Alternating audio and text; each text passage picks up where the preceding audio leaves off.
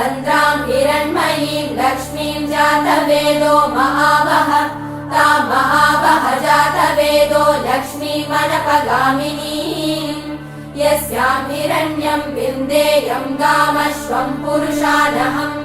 अश्वपूर्वां रथमद्यां हस्तिनादप्रबोधिनी श्रियं देवीमुपह्वये श्रीर्महादेवीर्जुषताम् तां सोऽस्मितां हिरण्यप्राकारां मात्रां ज्वलन्तीं तृप्तां तर्पयन्तीं पद्मे स्थितां पद्मवर्णां तामिहोपह्वये श्रियम् चन्द्रां प्रभासां यशसा ज्वलन्तीं श्रियं लोके देवचुष्टामुदारां तां पद्मिनीमीं शरणमहं प्रपद्ये लक्ष्मीर्मे नश्यतां त्वां वृणे।